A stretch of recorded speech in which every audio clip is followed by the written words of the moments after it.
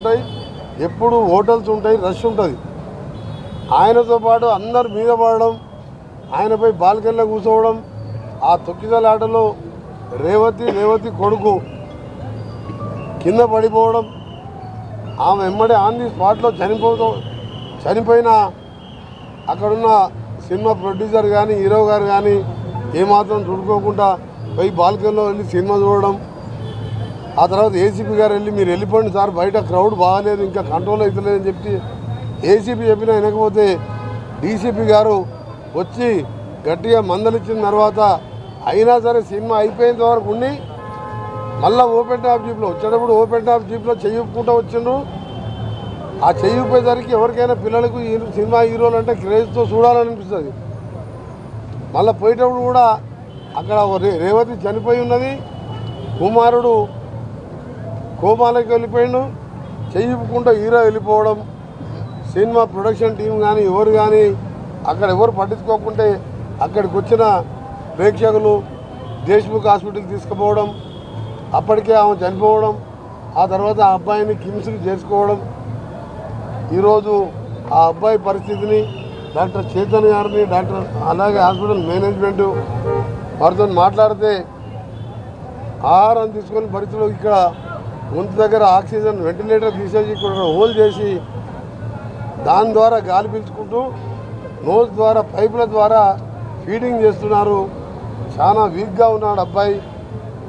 నేను ఒకటే కోరుతున్నా, ముందుగా రేవతికి ఆత్మశాంతి కలాలని భగవంతుని ప్రార్థిస్తూ అబ్బాయి కూడా కోలుకోవాలని కోలుకుంటాడని కూడా కోలుకునే విధంగా ఆ దేవుడు ఆశీర్వాదం ఇవ్వాలని. ఎందుకంటే ఒక పేద ఆర్యవైశ్య కుటుంబమే కాదు, ఎందుకంటే ఇది ఒక అన్యాయంగా పర్మిషన్ రిజెక్ట్ చేసిన తర్వాత పొద్దున్న రావడం అందరికీ సమానం ఉంటుంది.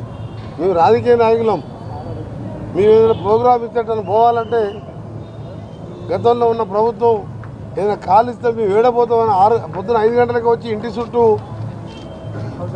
మొత్తం కూడా అవసరం చేసేవాళ్ళు. అలాంటిది వద్దన్నప్పుడు వచ్చి ఇంత చనిపోయిన తర్వాత సినిమా దాని మీద మేనేజ్మెంట్ మీద యాక్షన్ తీసుకున్నాను, ఆ హీరో మీద కేసు బుక్ చేసాను.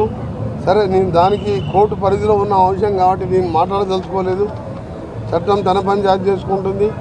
కోర్టులో ఆల్రెడీ డిస్కషన్ అయింది కాబట్టి దాని మీద కామెంట్ చేయకుండా నేను భాస్కర్ గారు ఒకటే ధైర్యం ఇస్తున్నాను. గౌరవ ముఖ్యమంత్రి గారు రేవంత్ రెడ్డి గారు కూడా ఇంతకుముందు అసెంబ్లీలో అక్బరుద్దీన్ గారు రేజ్ చేసిన సందర్భంలో మా ముఖ్యమంత్రి గారు జరిగినదంతా కూడా చెప్పడం జరిగింది. నేను కూడా చెప్పాను ముఖ్యమంత్రి, నేను కూడా వెళ్ళి నా సొంతంగా కోమటిరెడ్డి ప్రతీక్ ఫౌండేషన్తో ఒక 25 లక్షల ఆర్థిక సహాయం చేసి ఆ తర్వాత హాస్పిటల్ బిల్స్ అన్నీ కూడా గవర్నమెంటే కడతానని చెప్పి ముఖ్యమంత్రి గారు చెప్పడం జరిగింది. ఇంకా నేను మేనేజ్మెంట్ గారు చెప్పినా మీరు ఎవరు కూడా ఒక్క పైసా తీసుకోవద్దని మా డిఎంహెచ్ఓ గారు కూడా ఇక్కడనే ఉన్నాడు.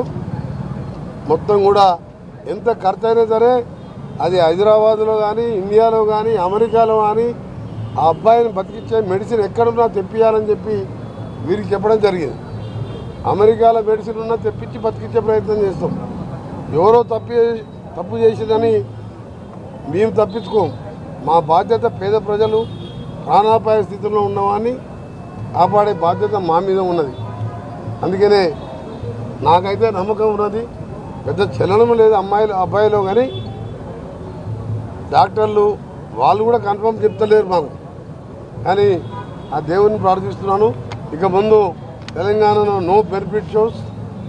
వాళ్ళు ఎంత పెద్ద బడ్జెట్ సినిమాలు తీసినా కానీ రేట్లు పెంచే విషయంలో కూడా ఆచితూచి వ్యవహారం ఇచ్చి అదేమైనా దేశ స్వతంత్ర పోరాటానికి సంబంధించిందా, ఏమైనా తెలంగాణ ఉద్యమానికి సంబంధించిందా, ఇంకేమన్నా ఒక జనరల్ యూత్కి మెసేజ్ వచ్చే పిక్చర్స్ డ్రగ్స్ మీద కానీ ఇంకా దేని మీద కానీ హిస్టరీ మీద పాత హిస్టరీ రాజుల కాలం అలాంటి వస్తే సినిమాలు మాత్రం ఆలోచిస్తాం. అది కూడా నామినల్గా. అందులో మాత్రం బెనిఫిట్ షో అసలే ఇచ్చేయలేదు. సినిమా రిలీజింగ్ డేట్ 5th రోజు, 4th రోజు బెనిఫిట్ షో అడగడం. ఆ ఫ్యాన్స్ వాళ్ళ కోరిక మేరకు ఏంటంటే వాళ్ళు సరే ఫ్యాన్స్ ఎంజాయ్ చేస్తారని ఇవ్వడం, ఇవన్నీ కూడా స్టాప్. పుష్ప 2తోనే స్టాప్. పుష్ప 2 మీరందరూ చూసిండ్రని